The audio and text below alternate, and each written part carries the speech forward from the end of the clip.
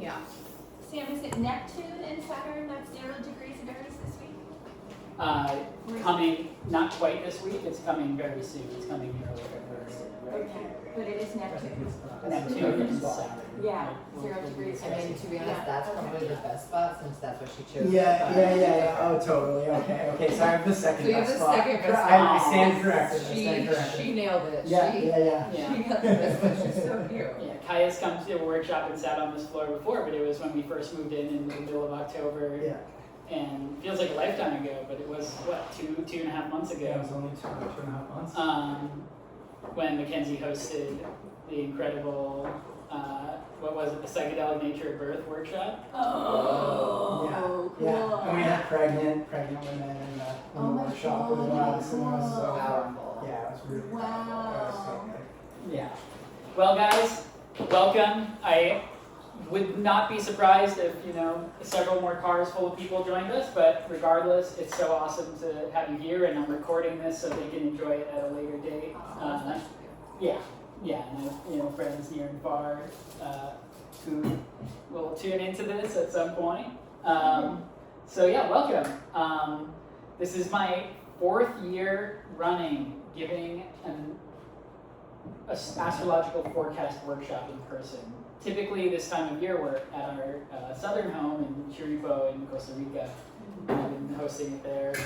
But this year, we're expecting our baby in the spring. We're nesting in this big, beautiful house, and so I get to do it here on Salt Spring and meet you all. And it's so awesome that you guys, caught wind of it and are here. So, I'll just get right to it. 2026, the year of initiation. My God. So we've been through a very transformational time in the last few years astrologically. Really beginning with 2020's massive conjunction in Capricorn. That was when you were experiencing your Saturn returning.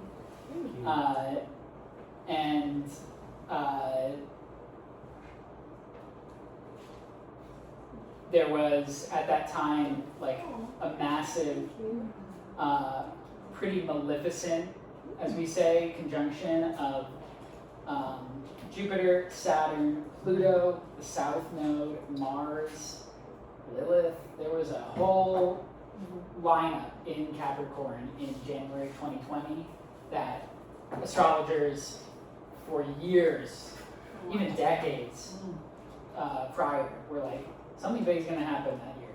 It's either going to be a war, an asteroid, a pandemic, some kind of something. And lo and behold, we had this very strange and very rhythmic and episode of the global pandemic, which turns out to have been from a virus that was not necessarily all natural. And so that actually, speaks to one of the reasons why it's so important to study astrology and to know astrology, because you can come to know time. It goes beyond the horoscopes of, like, we watched a show last week, I'm a Virgo, where he hears on the radio, Virgo, you are going to be powerful and ink man this week. You're going to be powerful and ink man. Like horoscopes, there's a popular kind of silly version of this science, but underneath it, this is the science of time. Yes. And it's been studied by every advanced culture worldwide for God knows how long. We have records going back tens of thousands of years. In all likelihood, it goes back even further than that. All the major monuments around the world, from the pyramids, Göbekli Tepe to Chaco Canyon, to all of these incredible, no doubt, the monuments of the very ancient peoples here as well were attuned with the stars and the seasons. They just were mostly made of wood, and so we don't have them preserved the same way as those dry cultures where it's made of stone.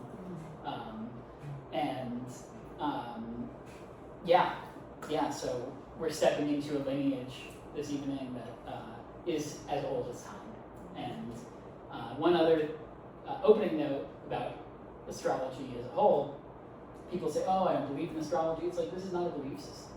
This is a simple process of observation. Like, if you believe in that it's Thursday right now, you're doing astrology. Like Thursdays is the name of Thor, which is Jupiter. You know, each day of the week, the day of, or the months of the year. There's many problems with the Gregorian calendar, but like January is named after the god Janus. You know, and what is happening in this time, returning, you know, it's facing backwards, facing forwards, a new cycle initiates, or also a new depth of winter. And so these things are just so fundamental to our conception of time as we relate it, you know, socially, culturally, and personally. So on to 2026, we've been in this portal from 2020 until now that I would say has been leading us to this year. You know, there's been some challenging aspects, a lot of squares and conjunctions between the outer planets, notably the Saturn-Uranus square. And this year, those tensions are resolving into a new octave. I say here, that marked by the finalization of several outer planet sign changes. So last year, all of the outer planets changed signs. Pluto changed signs, Saturn, Uranus, Neptune, Jupiter, all changed signs. And then they went back later in the year, like the three of the four. Uranus, Neptune, and Saturn ended the year in the previous sign that they had they'd stepped into earlier, for they like put their foot into, tried the waters in Aries and Gemini, and then moved back into Pisces and Taurus. And now this year, just in the next few months, they finalized those changes, and they form an extremely historic alignment. So let me show you what this looks like. So we're going from this period where it's been a mixed bag of water and air and some earth to really into the fire and into the air. Every outer planet, so these are the slower moving ones, is going to be occupying either fire or an air sign by the middle of the year. And in fact, really by the early part of the year, the outermost planets will make their sign changes. So fire signs, as we know, are Leo or Aries, Leo, and Sag. It looks like we have our latest guest coming to join us.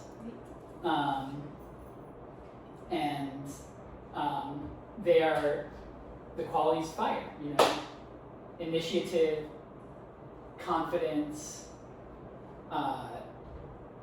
They're reactive sometimes, you know, they represent the energetic body, so action, motion, you know, transformation. They're, you know, passion and ambition, impulsiveness if unchecked are the, you know, is the kind of shadow of really all of the fire signs in a sense. And then the air signs are Gemini, Libra, and Aquarius, and they represent movement, communication, technology, social exchange, commerce, like interchange, innovation, networking, and then, you know, I've been experiencing some occasionally, and this week, you know, the challenge of being a Gemini, which is sometimes a volatility and scattered focus. You know, it's like I have 25 projects that I want to pour myself into. How do I choose? You know, that's my challenge as an air person. And so this is where Pluto is going to be in Aquarius, and Uranus is entering Gemini very soon. So the summation of this is that cosmic weather is favoring change. Ideas, information will spread quickly. Networks and communities will be crucial, and life may feel as if it's accelerating. This has been true for all of our lifetimes, of course, with technology, you know, the progress of society. I don't know if you guys are familiar with the theories of Terence McKenna, but he kind of talks about time wave zero and time not just being a flat circle, but a flat circle that's turning in on itself, spiraling in towards the center, so that more change happens in a year now than happened in a decade, several decades ago, than happened in a century, several centuries ago, than happened in millennia ago. And this is true personally and collectively.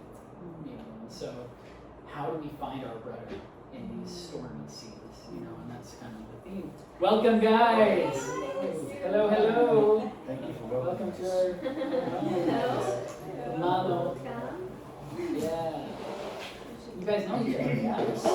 Hey, you got your tea. Oh, my tea. Oh, did I knock it? Just a little Did I bit. knock it? Somehow it Still up. mostly kept it up. Wow. Wow. That was pretty impressive. That's the glory of being polite, I suppose. Aw, welcome, guys. And you just getting started. Right? No. Figured to just fire into the welcome. Got a little cloth there. Yeah. Oh, good.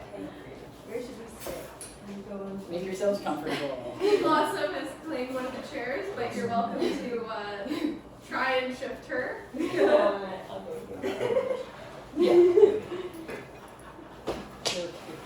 Right on, guys. She So- matches. She's very comfy. Yeah, she likes her gray chairs. Wherever we live, she'll find the grayest chair, the chair that most resembles She her. likes the blend. Yeah, yeah. Yeah. She comes from Costa Rica, and where we live up there, where she grew up, and so she's 5 now, or turning 5 in a few weeks. But where she was the first 4 years of her life, 4+ years, there are all these stones that are like white and gray, just like her, and she would always come down to the river and like bounce around on these rocks. That's so Yeah. cute. So, to catch you guys up, I was just giving like a little intro about the legibility of astrology across time and how it unites cultures and peoples everywhere in the world. We're all under the same sky, ultimately. And how 2026 is this initiation into these really historic changes that are coming up quite soon. And they're dominated by fire and air signs. So I'll show you guys what that looks like. So this is just a simple major planetary movement diagram. So the first ingress that we're going to experience is on the 26th, I believe, of January. Can you tell us what ingress is? So ingress is when a planet enters the sun. Okay. So it arrives in a new sign, and these are forward motion. And we actually don't have many retrograde, like planets aren't really going to be leaving signs much, except for no, Jupiter's not going to make it back. Yeah, they're all pretty much going to stay in their signs. So starting in a few weeks, we're going to have Neptune enter Aries. We had a taste of it earlier last year. Neptune has a tremendously long cycle. It's like a 167-year cycle, I believe. Meaning that the last time that Neptune was in Aries was at the start of the U.S. Civil War in the late 1850s. It's longer than anybody's lifetime. Yeah. And of course, Aries is more than just another sign to enter, because Aries is the beginning, and Pisces is the conclusion. So we're coming to the end, these next couple weeks, of a 160-year age of Neptune. And Neptune, of course, is the modern ruler of Pisces. So since 2011, Neptune has been transiting Pisces, and we've been in this Neptunian world where it's sometimes very hard to determine what's true. One of the calling cards of the Pisces, of the Neptunian Pisces era that we've been in, is the dissolution of like objective truth in media, and the mass manipulation, because the algorithms, social media, kind of oligarchic manipulations, and there's actually a real chance for things to shift as we enter Neptune in Aries. So Neptune in Aries represents, a clarification of the dream space. Like Neptune is the collective unconscious, and Aries is a new initiative. So it's like, if we're gonna have a revolution, like, this is the season that it can really start, you know? And it's gonna take a lot of will, Aries is the will. Like, Aries, that is its signature, is I will, you know, it pushes through, it's the brave sprout of spring, it's the ram who uses its head as a weapon. But it's a thing. Yeah. So that's coming up first. And I'll just run through the year like this, and then I'll go on to more detailed stuff. So that's going to be followed by, actually, maybe I have a lot of slides on all of these various things, so yeah, this is probably easier to look at. Yeah, January 26th, got the date right, cool. Yeah, and it's the last time it was in Aries was 1861.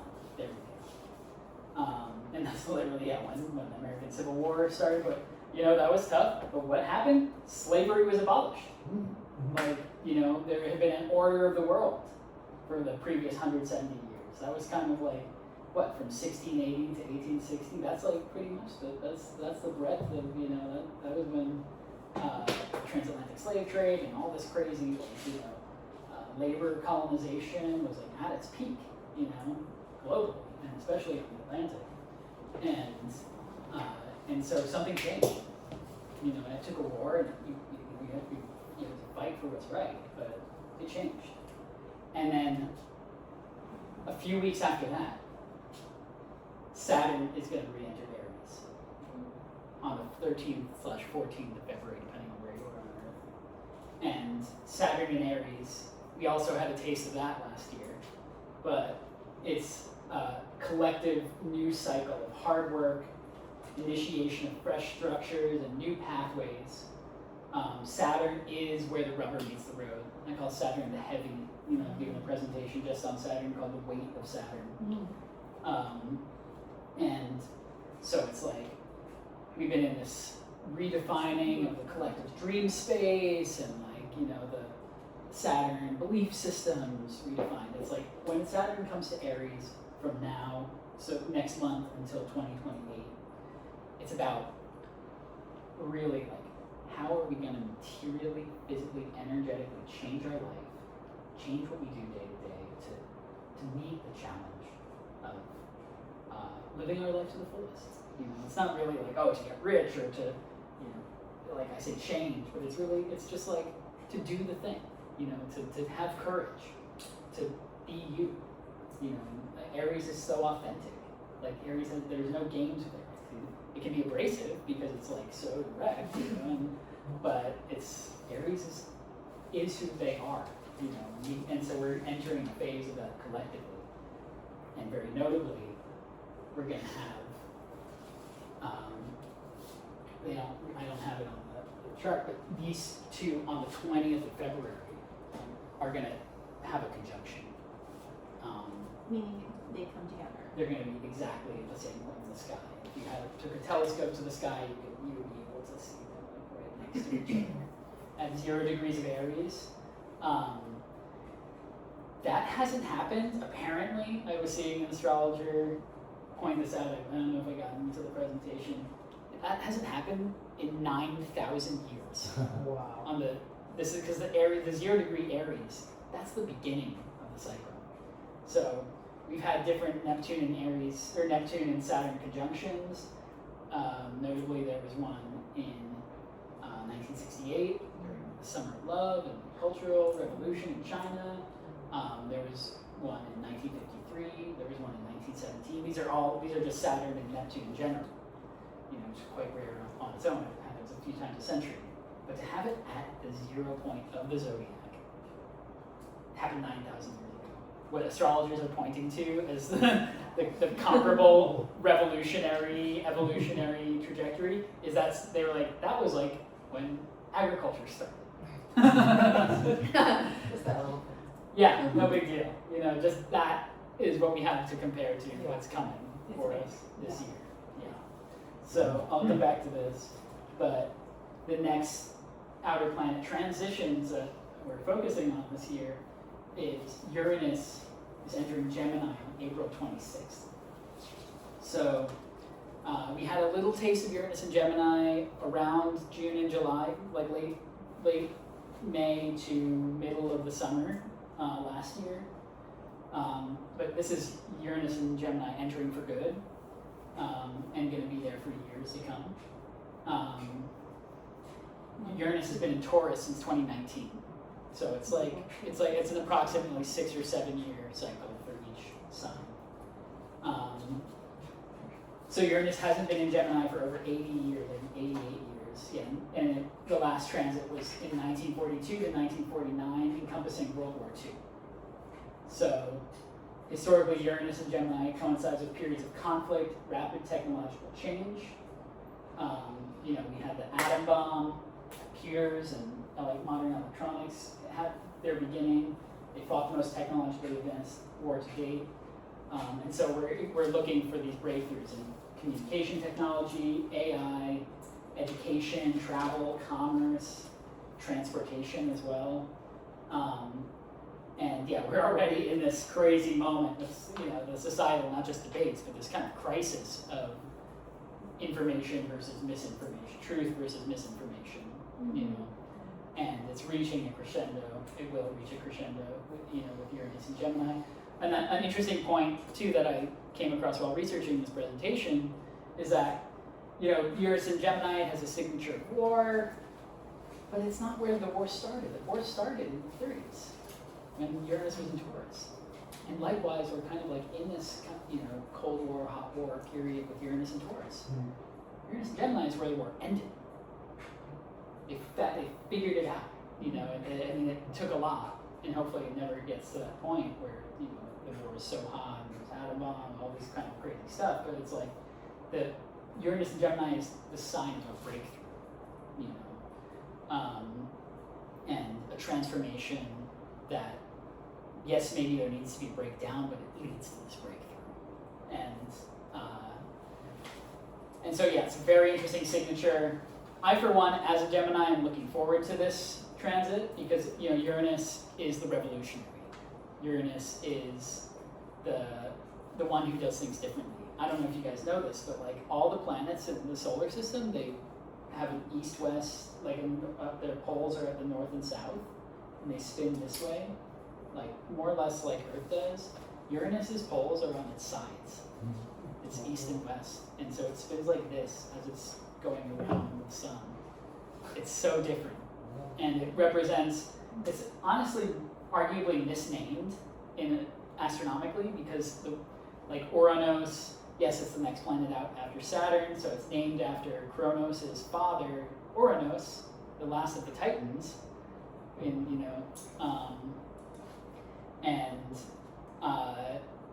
The one-eyed Cyclops, Uranus, this Greek god, or Greek Titan, I should say, who came before time, and then Kronos, his son, Saturn, initiates time. But the archetype that really Uranus represents astrologically isn't so much Uranus, it's more Prometheus. Prometheus, the fire stealer, the fire bringer, the one who took the fire from the gods, gave it to humankind to, change things up. So really that spirit of the revolution. So there's a lot of power, and it's been in Taurus, like I mentioned, since 2019. So this is a revolution in how we live domestically, how we tend our garden. For me, it meant finding my woman and settling down. It was that was our journey, Uranus and Taurus, of grounding. For many others, it might have looked like finding their craft or getting serious with their health. Physical stuff, Taurus stuff. Whereas Gemini, it's going to be mental, communicative, social, technological stuff, where the revolution takes place. So yeah, a lot of hope and promise there, and challenge, of course. And then the last big outer planet transit of the year is that Jupiter enters Leo. We have Jupiter in Leo. We're going to get our Jupiter return. Our third one. It happens every 12-ish years. Nice. We're 11 and a half in our kids. And what year are you, Mindy? I'm 94. 94, and how about you? 98. 98, like Mackenzie. Yeah, Mm-hmm. yeah. And you're 90, so you probably have Jupiter in Cancer. Can I check your chart? It's right here. Oh, yeah, you can move that. Yeah, it's a map of the sky. I'll show you guys. Those symbols are still confusing to me, so. You also have Jupiter in Leo. Oh, Awesome. nice. So we're having, the three of us are having our Jupiter Yes. return upcoming. Thank you, congrats. Yeah. So yeah, Jupiter goes into Leo, and Jupiter in Leo is a generally positive, fiery expansion of creativity, confidence, and vision. Big fun, big heart, big manifestation energy. It's I love my Jupiter in Leo. I'm really grateful for that. It speaks to even this. You know, it's like the energy of bringing people together. You know, like, and it's it's just a great year for gathering and for sharing inspiration and kind of being bold, in various endeavors. This is not just for Jupiter and Leo people, for like while Jupiter is transiting Leo, especially since it's going to enter Leo, in the summertime. So 20 days later, it will be Leo season. So like Jupiter will conjunct the Sun, and we'll all be feeling that energy. That will be, big blessing for us. So for Jupiter and Leo folks, this is also our year for like when you have your Jupiter return, or when your Jupiter transits your Sun. Like, take that chance. Go for an upgrade in your career or your wealth, because Jupiter is that energy of expansion. Or your pride, whatever it might be, whatever you're going for. Like this is a year to kind of take a risk. Push some chips onto the table. Is Jupiter 12 years? 12 years. Yeah, exactly. Yeah. So,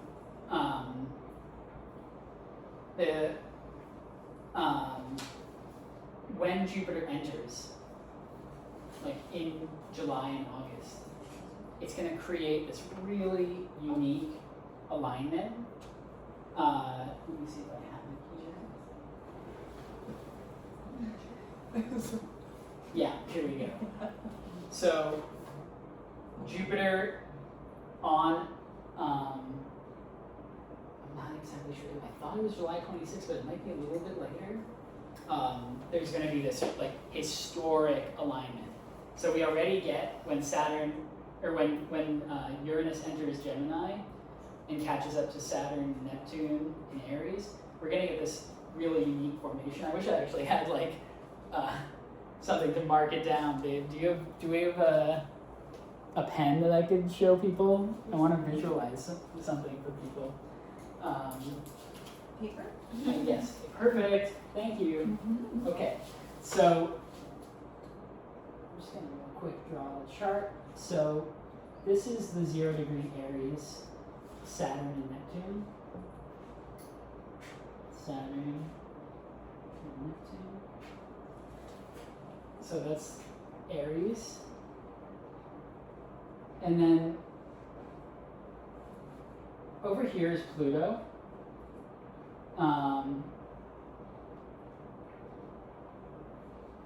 At the 0-ish degree of Aquarius. No, Pluto in Aquarius. Yeah, Saturn, Neptune, Aries, Pluto in Aquarius, and then in March we're gonna get Uranus coming into 0-degree Gemini. So all the three of these together, this is called a kite. And it's a perfect 60, 120 degree alignment. And that's like an extremely rare conjunction, or alignment rather, this aspect where it's a trine between Uranus and Pluto, and then they're both sextiling Neptune and Saturn. So as dangerous and intense as the Neptune and Saturn in Aries conjunction seems to be. You know, that signature of the Aryan warrior, the pushing forward. These will both supplement that intensity, but also balance it. You know, and so this is like the big prayer of the year, that these energies balance each other out. That we use the social, the technological, the spiritual to modulate the intensity of the warrior spirit of Aries. And then later in the summer, this is what was just coming up here, is Jupiter in Leo. So later in the summer,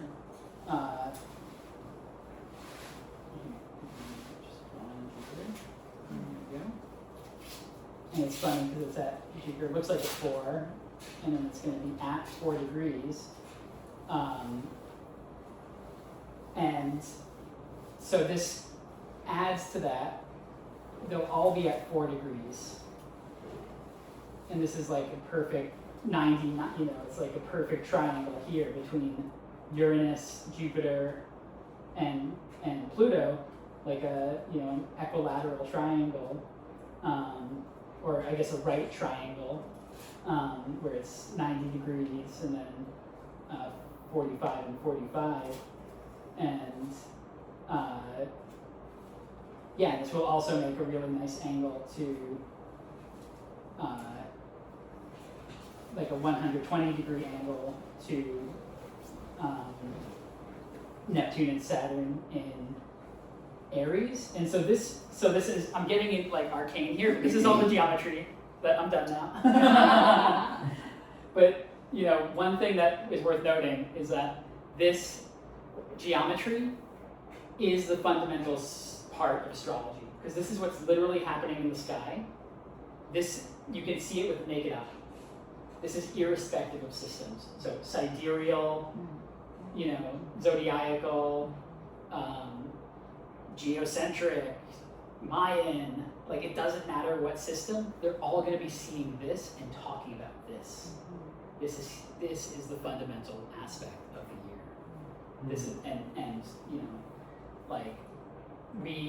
I'm using the Western system because we kind of live in this system, and we're telling the story this way. So when they all meet, they're actually by August of 2026. All of these planets are going to be at 4 degrees. So this exact alignment is going to be happening not at the 0 degree, which happens in the next couple of months. It's going to be happening at the 4th degree. And this is like another initiation. And this could be like the emergence of, I would say, very possibly a new player, a new power in the world to counteract the forces that have gotten us to this place of like the precipice of World War III and the complete manipulation of the social and technological sphere. And this Jupiter Leo has the potential to be like, a new force rises, so that we can work towards that and hope for that. Thank you so much. That's yours. Thank you. Yeah, so it's for everybody. So this is spoken to here, like Jupiter trine Saturn and Neptune, the wave of idealism, creativity, generosity, passionate and bold, quest for meaning, humanitarian efforts gaining momentum, inspired projects launching. Jupiter, the opposite of Pluto, this is the polarity. Oppositions are not as easy, but they're still powerful. It's, Leo versus Aquarius, so the personal versus the collective. Individual authority, Leo, and collective authority, Jupiter. Collective authority, Aquarius. Again, it's like standing up for our rights in the face of governmental oppression, possibly. That's like a Leo versus Aquarius story. And then sextile Uranus. These, as I mentioned, Uranus is like the revolutionary, so surprises, and then Jupiter sextile Uranus is luck. There's lucky surprises, expanding innovation, creative ideas spreading like wildfire, like new launches, like I was mentioning, and fortune favoring the bold. And this brings me to the eclipses, because once every 18 months, the nodes of the eclipses move. So they what we call the north node and the south node. They have an approximately 18-year cycle to go around, you know, to make a full rotation. So that means I think you and what's your birthday, Roy? The 19th of February. Nice. So you and Mackenzie you're finishing up your nodal reversal that happens at your 27/28 year, because you probably have the north node in Virgo and the south node in Pisces. And so these last eclipses are coming up, and they'll be touching your nodes before it moves backwards onto, you know, the nodes always move in retrograde fashion. So the first eclipse is kind of like your guys' graduation eclipse. These 2 years, this next eclipse cycle, you're graduating your nodal reversal on the 3rd of March, approximately. Do you want to just like briefly explain what that means? Yeah. So In terms of the nodal nodes of the reversal? moon. Yeah, the north node of the moon in your chart symbolizes your destiny. It's like what you're here on Earth, the direction, the thrust of your life, not who you are, not how you feel, but like where you're headed, you know. And so you guys have Virgo. I have Capricorn. Us guys have Capricorn. You have Aquarius. Yeah. And Kai, what's your birthday again? You're August 3rd, 91. 91. Oh, so yeah, you're in the same suit with me. We've got You're 91. 3 91 boys, like all within a couple months of each other. You little 91ers. Yeah. Mine's in Leo. What's that? Mine's in Leo. Yours is in Leo. Oh, so then you're about to have your nodal reversal, your second nodal reversal. Oh, no wonder I feel just about. Yeah. Yeah. Okay. Second nodal reversal. Yeah. Well, actually, it's not even second. It's like 3rd or 4th. Okay. but you're gonna have a nodal reversal. You're saying Another that. nodal reversal. I'm so surprised. Another nodal reversal. Yeah. Yeah. Because it's once every. I didn't like Your first one is at 9, then at 27, then at 54 or 55,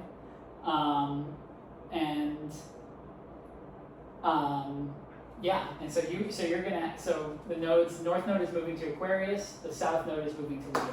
So I mentioned the north node is kind of your destiny point, where you're headed. South node is where you came from, family karma, ancestral lineage trauma, not just trauma but gifts as well, I'd say like past life. Past lives. energy. That's right. Exactly. So we'll have to see what our baby's born with, because the nodes are going to be like shifting. They're going to be right on the edge Right. of shifting from Virgo and Pisces to Aquarius and Leo. So you won't really know until like the baby's born. No, I just have to. Oh You yeah. have to- I have to check the exact date of the Yeah. ingress, because they don't go back, and there are no retrogrades for them. They're just always moving backwards. So once it moves, it moves. So he may be the same as me, or just like past the Exactly. cusp. Exactly. Well, he might be the reverse of you. Right. 'Cause Yeah. it's the north node that's entering Aquarius now. Right. And Interesting. right now the north node is in Pisces. Mhm. So anyhow, eclipse is always a fascinating time. A really potent time for these endings and beginnings, as I mentioned. I've always noticed when I'm following the news that this is the easiest time for people who are ready to let go of their life to go. There will be more celebrity deaths in the 2 months of eclipses throughout the year than there will be the other 10 months put together typically. And so look out for that in your family as well. It's death is not necessarily tragedy. It's not necessarily a bad thing. It's we're all so lucky to be alive, and death is the next step of that. So, yeah, the eclipse windows contain that, and they're also just potent times of change, transformation. And this one, this first eclipse window, particularly so because, as I mentioned earlier, we have that February 20th conjunction at 0 degrees between Neptune and Saturn, 0 degrees Aries. So just before that, 3 days prior, we're going to have a partial solar eclipse. I mentioned it there. It occurs 3 days before the Saturn-Neptune conjunction, tightly square to Uranus, and the shell cracks open before the big revelation of the 20th. They both will have moved into Aries at that point. It's going to be at the later degrees of Aquarius, despite the nodes still being in Pisces. So yeah, bursts of change. And then on the 3rd of March, then we're going to be in the window. And on the 3rd of March, we're going to have a total lunar eclipse at 12 degrees of Virgo. And so this is, I'm not sure where it's going to be visible from, but it's going to be that energy of bringing culmination related to the Virgo qualities of service, health, practical reality versus spirituality, reality check following. Well, I would say reality check is a harsh way to put it. It's kind of like it's bringing the Virgo precision and optimization and like intelligence to this intense Saturn-Neptune conjunction. So it's like there's this whole burst of energy. Like maybe we're back on Salt Spring and starting to feel inspired. Oh, spring is coming. Let's plant our garden. And then Virgo's like, yeah, here, like make the plan, be precise, do it the right way. Well, we're traveling through Pisces season with the Sun, and we're in 12-degree Virgo total lunar eclipse. And it's mentioned here, perhaps a resolution of the health crisis, because it's like this, the shell cracks open at the first eclipse, but then it's like, this is the full total lunar eclipse. So a very momentous occasion. Finally, 6 months pass, and then we enter the next eclipse window, and the day after Mackenzie's birthday, and a week after Kai's, 10 days after Kai's, we've got a total solar eclipse, the only one of the year. So that's such a unique phenomenon. When the moon occults the sun, passes right over the face of the sun. I don't know if you guys know much about eclipses, so there is this phenomenon on planet Earth wherein, for no good astronomical explanation, the moon and the sun at apogee, like at their height, are 99.9998% the same size. Despite the sun being many millions of times larger, their distances are such that they're precisely the same size. They mathematicians, you can look it up, they'll say you could make the universe 1 trillion times and not have a planet with an eclipse. A perfect, it's so unspeakably odd. It definitely makes you think that deep in history, there was some influence that caused it to be this way, that is more than, there's an intelligence. And my personal feeling about that is not that we live in some prison planet, not that we live in some, some manipulated realm, but rather that life itself conspires to create complexity. And that it's like the way that, a dandelion will blow out on the breeze and find its way through so unlikely. Why did it land right there? The one spot where it could take root. That's what's happening out in the sky. And it's even through the evolution of the cosmos. It's, there's this inherent intelligence that is so far beyond human, so far beyond this token prediction, so-called AI, which is not even, it's just not even intelligent, compared to nature whatsoever. And so that's probably how we got to this point. Like, you needed the moon to be in a tidally locked orbit to control the water on Earth so that life could flourish. You know, and it's a conspiracy, yes, but it's a conspiracy of Gaia and Theia and the sun, the moon, and Saturn, like all these planets, these intelligences of the planets are in on this. And it's like, to do what? To allow for life to flourish and unfold, and to the great experiment to happen. You know, the experiment in beauty, like, you know, the divine experiment. It's not. So that's my big answer to all the conspiracy theorists, like who are like, oh, you know, look at this, look at the, why do we have an eclipse? There must be, you know, Zeta Reticulum, like gray alien, you know, Kabbalists who are like, you know, manipulating it to and have a secret base on the back of the moon. It's like unlikely, you know.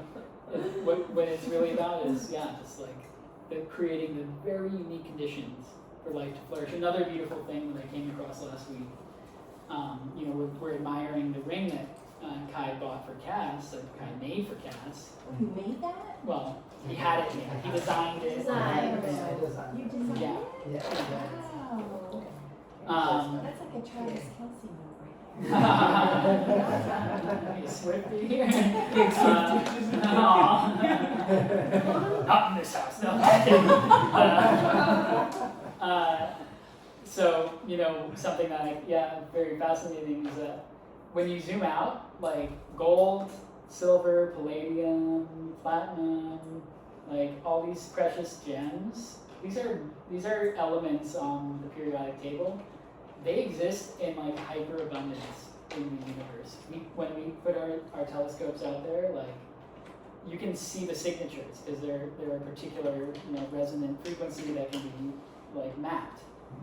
One frequency that we've never found is a different arrangement of carbon and diamonds that is so cosmically rare and something that we think of as just so commonplace here on Earth.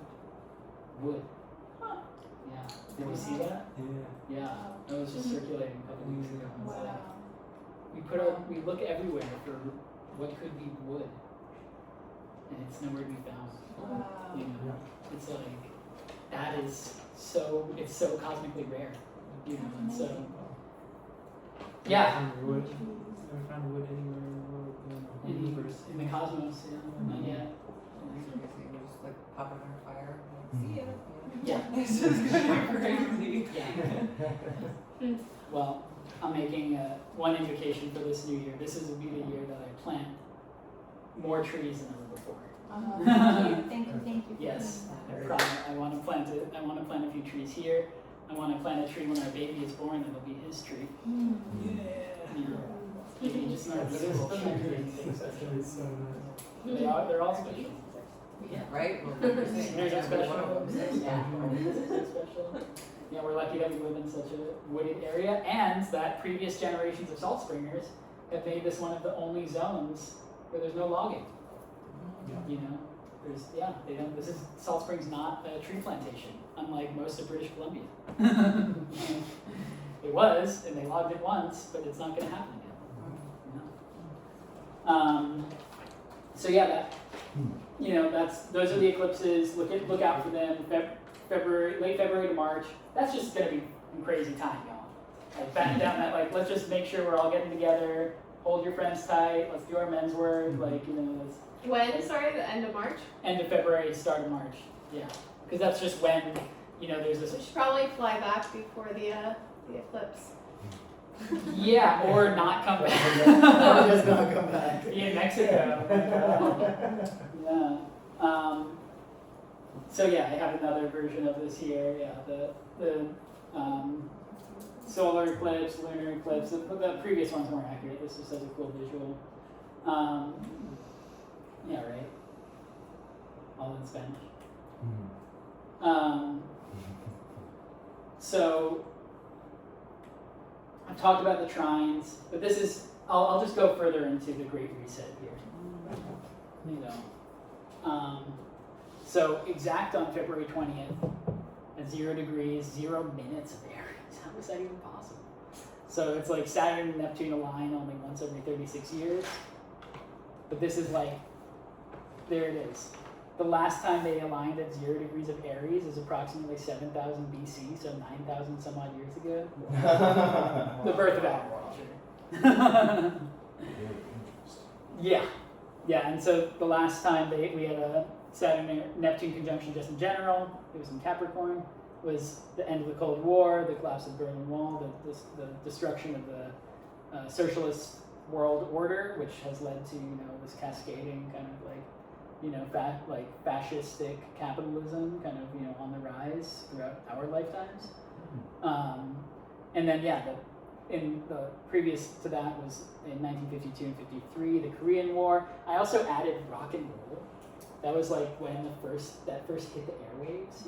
It's like this like big new dream of like what sound could be and what the personal styling could be, like just mass nonconformity, which is it's fascinating. I would say, yeah, where the world's better off with it than without it, for sure.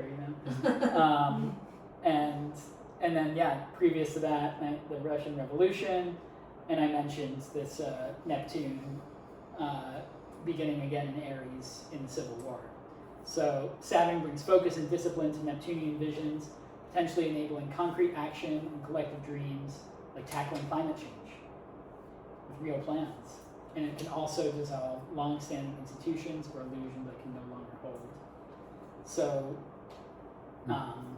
the one other note that I haven't touched on is that in April 26th, Mars is going to transit that conjunction. So Mars is going to add some fire to it, add some intensity to that. So we'll have our first wave of it on February 20th. Obviously the first ingress on the 26th of January will be the beginning. But then, in April, Mars will come to join them. And I think I'm getting through the presentation. There's so many interesting things here. Oh yeah, we should talk about the Mercury retrograde cycles, because this is like need to know, really useful info for just mundane day-to-day life. Water signs? Yes, Wow. this year. So Mercury's retrogrades kind of move elements year by year. And last year they were mostly in fire signs, moving back into water signs. During the sun's time, in fire signs, and this year they're all in water. Wow. So Interesting. How do you read that? How do you translate that on the personal level? What does that mean this year? So, it's Mercury retrograde. We talk about don't sign contracts, make sure follow up on things that you let slip in terms of communication, because Mercury is the Hermes, the god of interchange and the back and forth. But this will be in terms of the emotional world. It's great time to really go deep and get clear with your partners, your family, with your friend group, and not just emotional, but also I would say creative. Because it's so much of the creative lives in those watery realms. All of them, but particularly Pisces and Cancer, but Scorpio as well. Scorpio more on that kind of that depth and passion and darkness, alchemy. But then, Cancer in terms of the womb of creation. So we're gonna get to go in on ourselves and turn it. It's almost happening. It's happening most of Cancer season. It's happening most of Pisces season. Will end during once right on the equinox, right before the equinox, Mercury will go direct. So it'll actually feel really good. When the equinox comes and the sun comes to conjunct Neptune and Aries, or Neptune and Saturn in Aries, it'll be oh, we've gotten out of this retrograde motion, and then Scorpio will be all in Scorpio. And the one thing to note here too is that Reset is happening there too. yes, Mercury, the first one in Pisces. Yeah. Whoa. Well, it'll have already gone down on the 20th of February, Wow. and then yeah. But that also might signal too.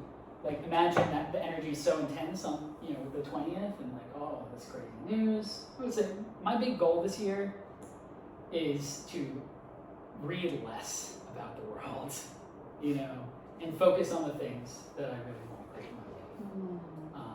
This is important for all of us. It's, I have a particular weakness for that, for knowing the things. I'm an astrologer, and a tech company, and all from New York. Like, Gemini. yeah, I'm a Gemini. Like I have a particular weakness, but I would say it will serve all of us well to kind of limit our informational intake. Like it's a matter of hygiene. And so when this retrograde happens, in a sense, it'll be welcome. Because it's like, actually slow down. Like, it looked like it's going to be so intense. Let's slow down. Let's process this. Let's process these changes. Let's take time. And that's what these retrogrades are about.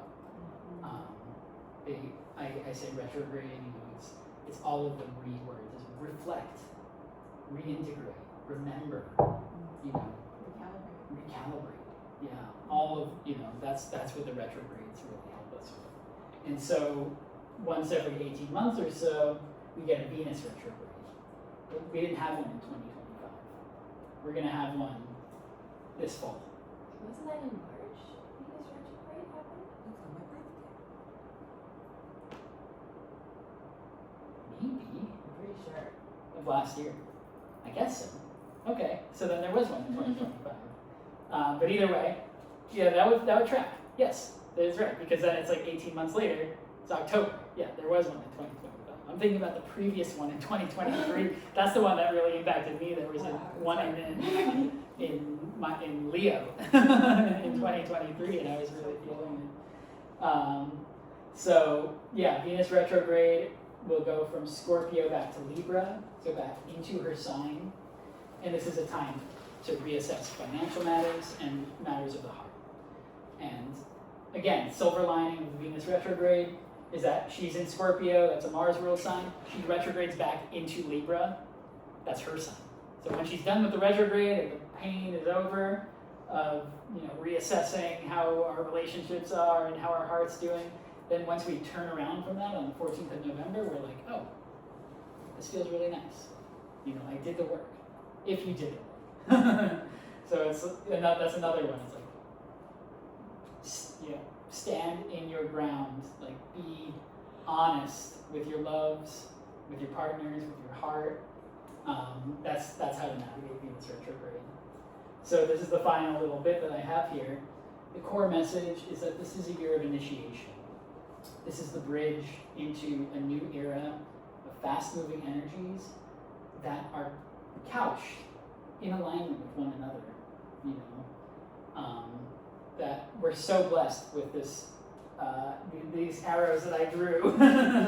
Like they could be happening in a much less harmonious style. Like this is like the big push forward into the new world.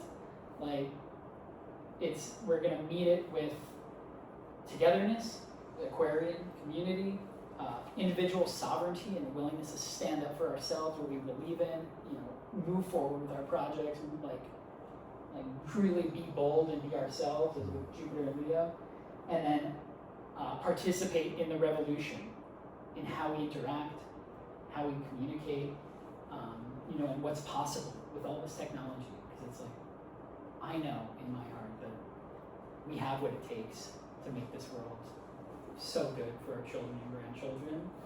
And I think there's a lot more of us who carry that belief than there are of the cynics, who want to just capitalize on the downfall of ecology and governments and what have you. So, yeah, huge opportunities on a personal level for creative breakthroughs, on a societal level for progress and for personal empowerment. And then the key tensions that I wrote down are the vision versus reality of Saturn and Neptune, like that tension that they hold while they're conjunct. The authority versus revolution, so Leo and Aquarius, that's also that's Jupiter and Pluto, and it's also the eclipses and ego versus unity.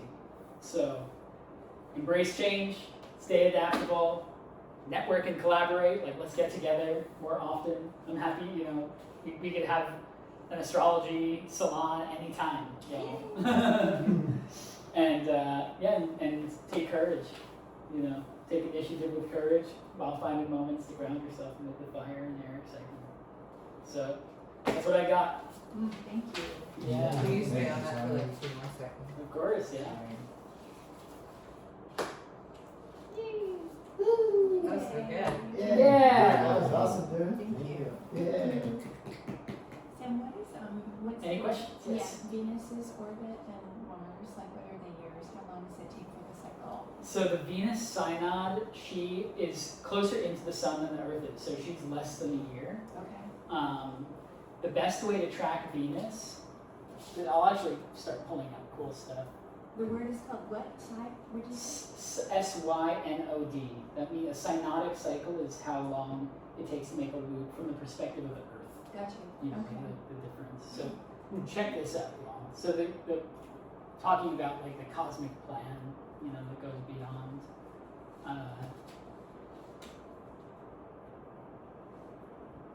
Look at this.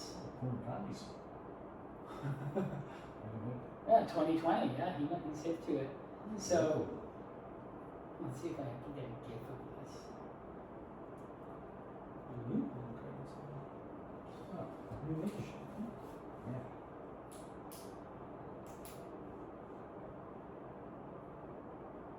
I don't know if I can get it as a gif, but this will do. Oh, it is a video. So basically, this is what Venus's orbit looks like from the perspective of the Earth. It goes. I saw that. Yeah, these are in here are the retrogrades, and so she goes like this. Whoa. It's astounding. It's the flower of life. Well, a 5-petaled one. Yeah, That's a tattoo. yeah. What? Well, do you have a 6-petaled or 5? It's a flower of life. No. 6 petals. Yeah, this one is a 5-petaled. You see? Wow. Yeah, yeah. So she's so unique. This is just what the wild rose looks like when you look into it. That's so cool. So basically, this cycle of the 5 Yep. retrogrades and making a full cycle back to where she started essentially takes 8 years. Oh, So 8 she'll years. make I thought you said less than her. no, but to make this whole thing. So there's basically,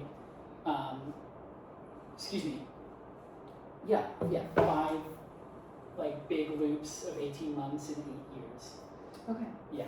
So, and that's the synod? Yeah, so Okay. her orbit is more or less like 9 months, like 8.5, 9 months to like get back to where she was, like in the 12-month cycle, in the 12 sign cycle. So the way we measure it is with this Venus synod of like it being the 5 petals take 8 years, and so this is with 5 retrograde cycles, and then she gets back to where she started essentially. So, I'm gonna try to If- visualize it for you. so Venus is where she is right now. Yeah. How long will it take for it to be back where Back it in is right Capricorn. now? Like end of the year-ish. So it is like a 9-month kind of Yeah, thing. yeah. So then the 5 years, I guess I don't understand, what are we measuring there? Her Or retrogrades. 8 years? Did This you is say? 8 years to make 5 retrograde loops that when you track it over time, literally this is not like an estimation, this is exactly what it looks like from the perspective of the Earth. Huh. Yeah. So it's an astounding thing. And so Venus cycles are shorter than a year, they're like 8.5, 9 months. And then Mars cycles are approximately 3 years. Great, thank you. Yeah. 8 or 9 months, and then but the Venus retrogrades happen like Every year and a once half or year. so. A year and a half. Okay. Yeah. So there's 5 retrograde cycles in about 8 years. Exactly. Okay. Exactly. Yeah. So the 8 years would include the less than a year kind of cycle plus all the retrogrades that she does Exactly. to do this. Exactly. Okay. Okay. That's so cool.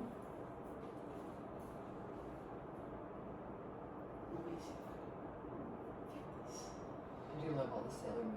Yeah, right. It's a Sailor Venus came up. Yeah. Let's see. Let's just search Venus. Does that mean that we have our own personal Venus return every 8 months or 9 months? Yeah. Oh, okay. Yeah, she'll be in that sign. Once a year.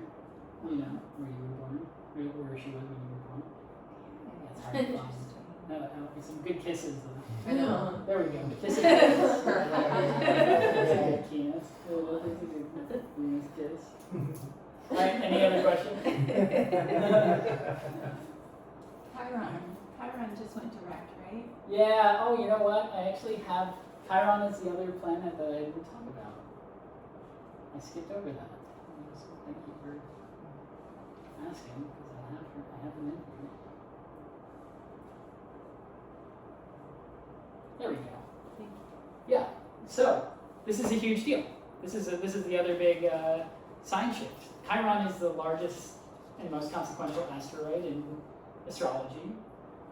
He represents the wounded healer.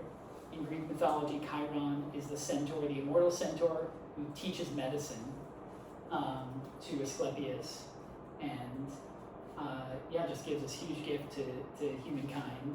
And it's just so noble, and then his story is that he wants to figure out how to cure serpent bites, snake bites. And so he crafts an antivenom, but of course, as we know, antivenoms are made of venom.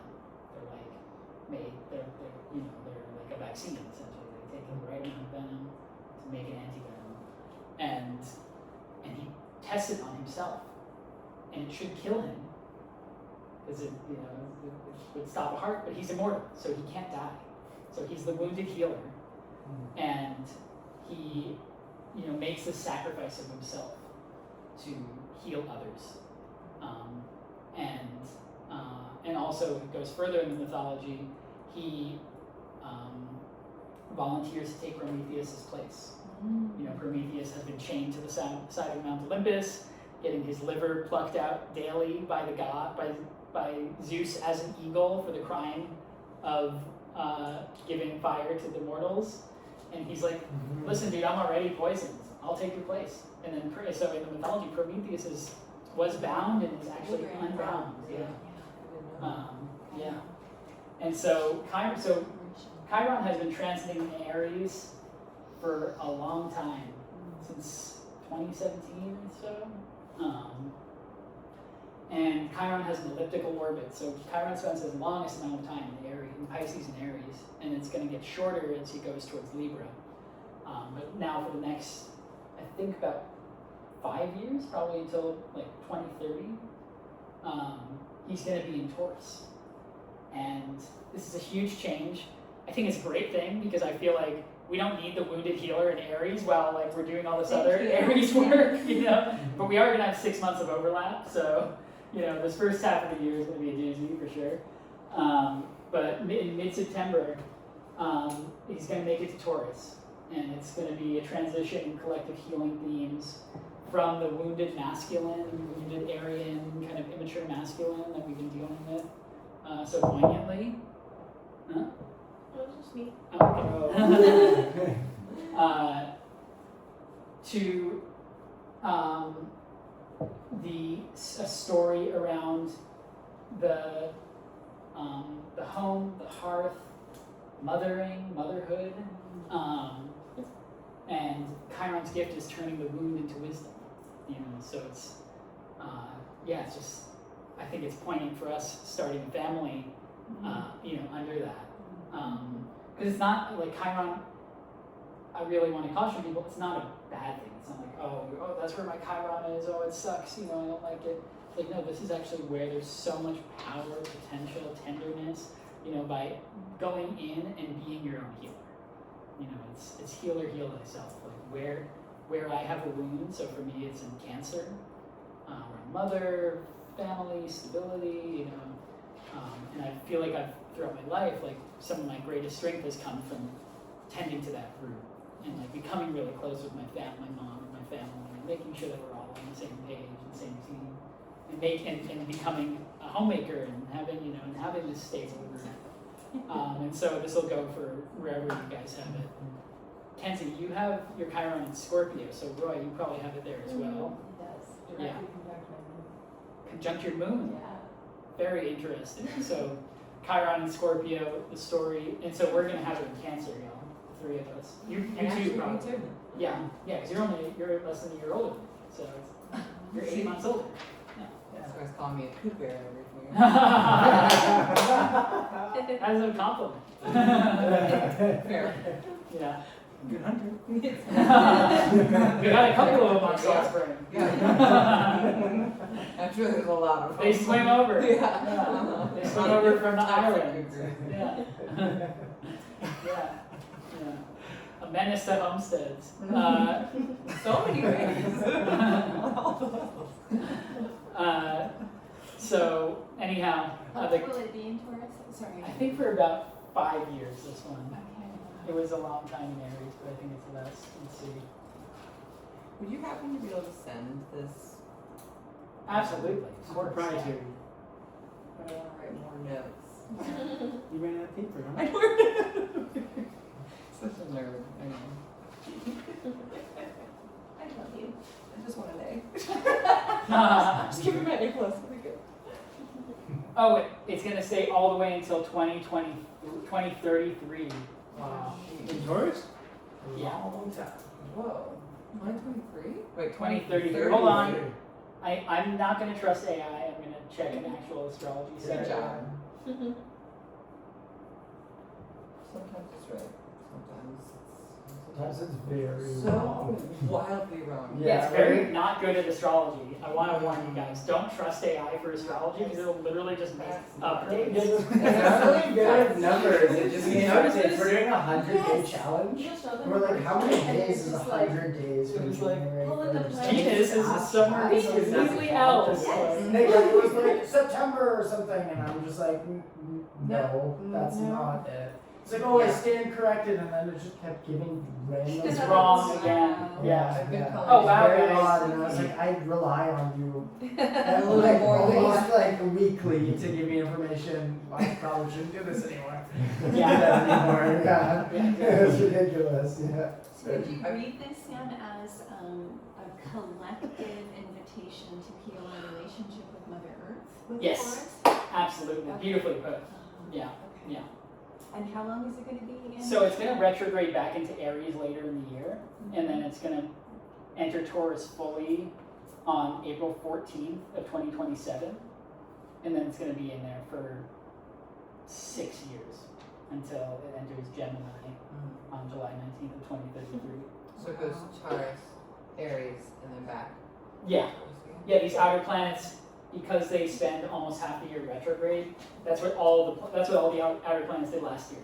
You know, I started off this presentation by saying, like, you know, after it's the finalization of these outer planet changes that started last year. So yeah, the Taurus one, or the Chiron one is a big one. So yeah, thank you for asking. Exactly.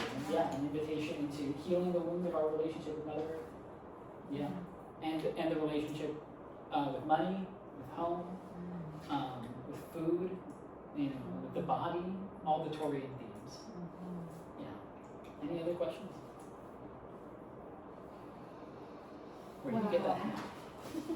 I think you got it for me for Christmas from their website, Uranus Studios. It's so good. Is it hell? No. It says a little bit of everything on the side. So, it's a DJ collective? It was really good. Cool. Where are they based? I think New York, Sweet. maybe Seattle. Sweet. How cool. Yeah, Roy the Human. Where do you get that? That's very, like, you know, Chiron I correct. think I took it from Adventure Time. Nice. Finn the Human. Finn the Human. Yes.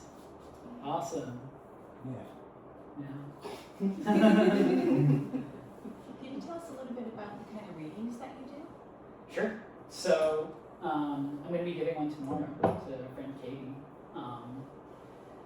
So, for years I've been offering mostly natal chart readings.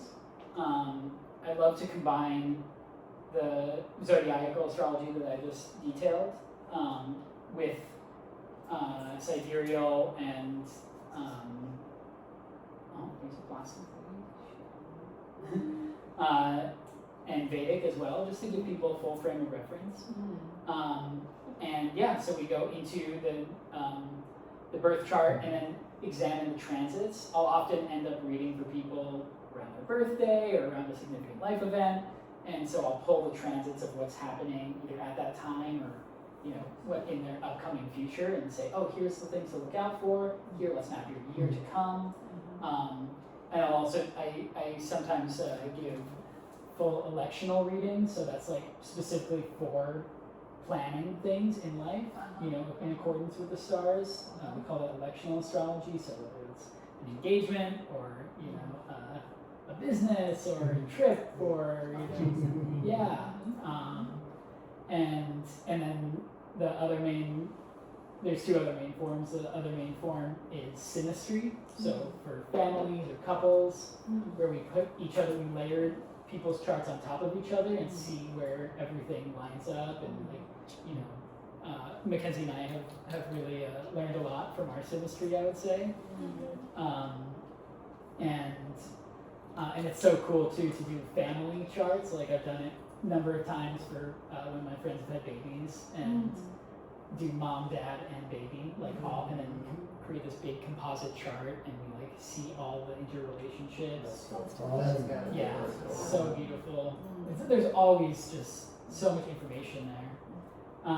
And then the last one would be astrocartography, where we do this. There's this fascinating way of that's so cool. there's this fascinating way of mapping, where again it's a very astrology is mystical, but it's also physical. It's like when we're looking at this chart, we're looking. Can you guys, one of you pass me your chart? So this is literally a map of the sky, y'all. This is the eastern horizon. That's east, that was when you were born. That's east. This is the western horizon.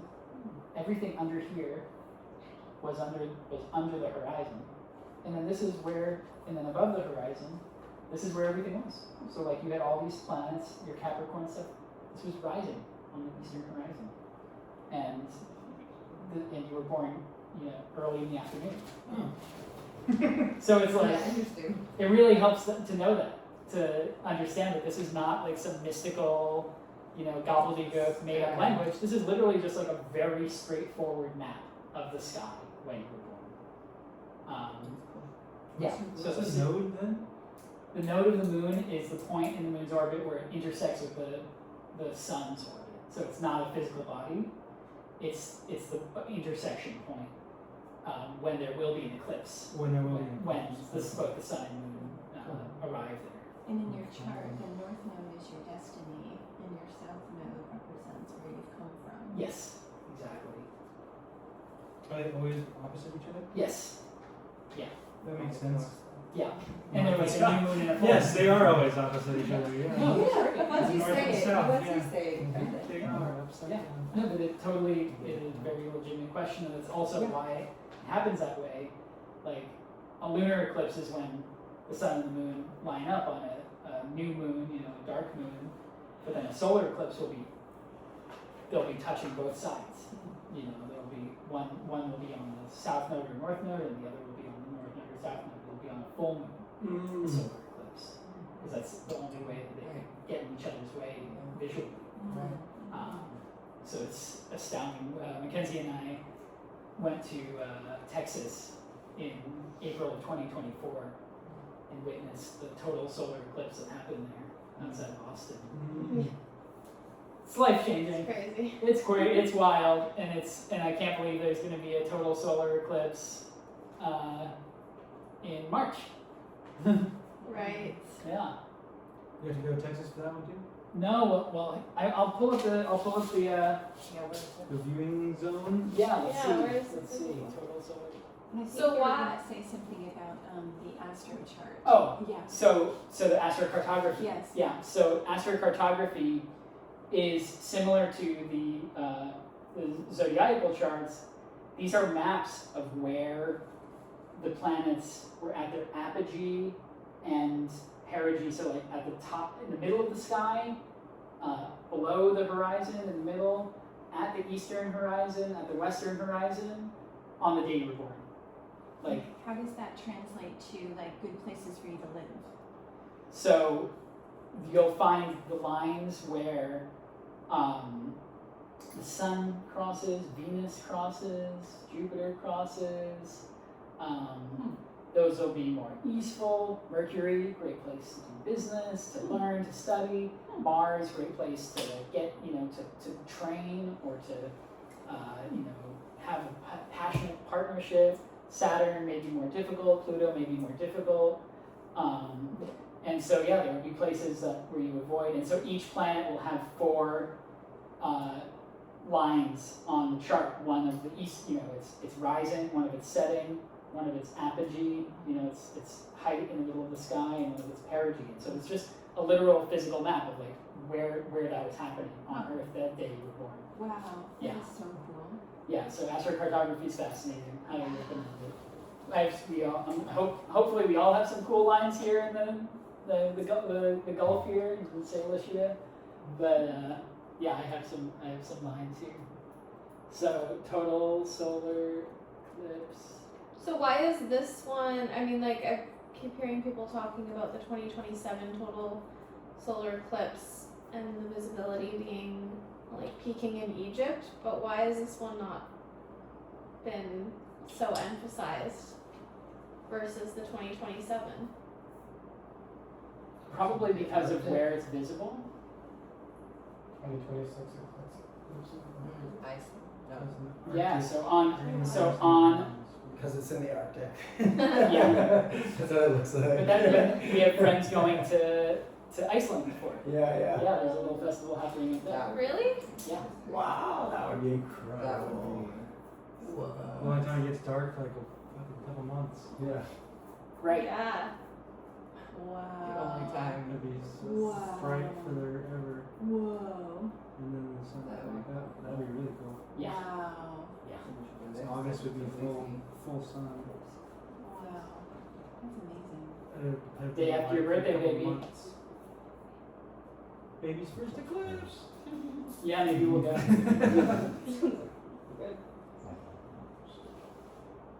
Because you're due in March? April? April. Yeah, When the did you reason say? people are talking about it less. But it does cross over Spain, so it's gonna be a thing. My mom always said to travel with babies when they're really little. Yeah. They're just like little rocks. Yeah, they just hang strap out, them on. You know? Right? You never know. So yeah, that'll be the path. Right over the westernmost edge of Iceland. And then cross, Extremadura, and then it's basically Barcelona. Wow. That'll be good visibility there. Yeah, Ibiza.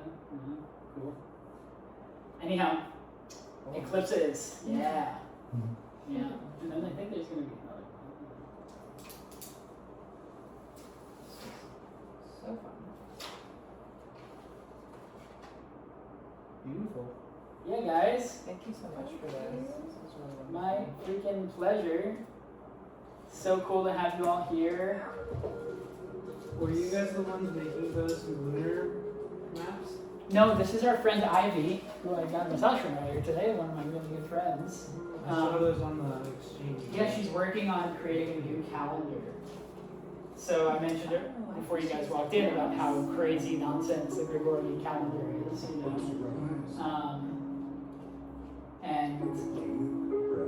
I was gonna get you guys these. Yeah, that's very cool. I saw them. I think she was at Goddess here. Oh. Yeah, she was. Yeah.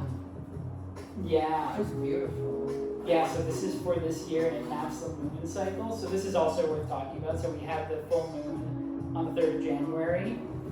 So it'll be the half moon on the 10th, and then on the 18th we're gonna have a dark moon, a new moon, and then the next full moon will be on the 1st of February. And we'll I don't need to spell out every single moon of the whole cycle, but just nice to be attuned with the full moon and new moon cycle. If you want to study astrology, that's where to start. Tune in with the moon. Yeah. Learn what phase the moon is in. And you know, like right now she's a waxing crescent headed towards half moon. And then you can also learn what phase she was in when you were born. And you can often you'll have a particular attunement with that. So I was born during like a waxing gibbous, and yeah, it's just such a fascinating journey. I just had a thought. So we're thinking like Gregorian calendar might just be mumbo jumbo. Some crazy music. Yeah, But it's then I'm just sort of wondering how, because we're using that as that point of reference for everything you just taught us. yeah. So Well, this is a way through that, honestly. If you can take away all the dates that I just put in, and we can talk just about the aspects. You know what I mean? And like we could say we could set our clocks and our watches to something different. We could literally set them to this Neptune Saturn conjunction. To Jupiter entering Leo. To Well, like that would be amazing. yeah. Let's start over. Right? Well, my joke is that we'll start a new calendar the day our baby's born. Year 0, day 0, new covenant. My firstborn was due on April 15th. Okay. She was born on May 4th. Yeah, see, we've been feeling probably the beginning of May. Taurus. Yeah. Yeah, I don't think we're gonna get a Aries cusper. I think it's gonna fall You in mentioned Taurus. something, you want to say something about that being very like human being. Yes. Chiron and Taurus. Well, it's just like embodying, the universality of humanness and like, I would say, Chiron and Taurus is, an invitation into full incarnation. Like, yeah, I love that. I love nom de guerre. Yeah. What was that word? Your artist name. Nom de guerre, art name Oh, for nom de war. guerre, gotcha. Yeah. Ooh. Alrighty, guys. Well, what else? Yeah. Definitely if you guys want to do readings, I'm here. I often do them over like Zoom, and I do. When you do a reading, you get the recording, you get the transcript, you get all the charts. Like it's there for your reference for years to come. And I'll like pass around a little hat or something, and. Yeah, do you have your Substack? He writes really great Oh yeah, I want to get everybody's email. articles, like astrology articles, monthly at least. I try to do it on the full moon. Yes. Here, I'll pass that. It's completely by donation. It's a fuzzy hat. Fuzzy! Oh my goodness. Do you have cash on? Fuzz. We gotta keep it. Okay, that's great. Thank you guys so much, guys. That means a lot. And here, let me just do cameras. Yes. If I can get your emails, guys, I'll put you on the mailing list. I promise I won't spam you. It's really just send you free. I have my pen notes for you. Oh, I have it. Sorry, it's my house.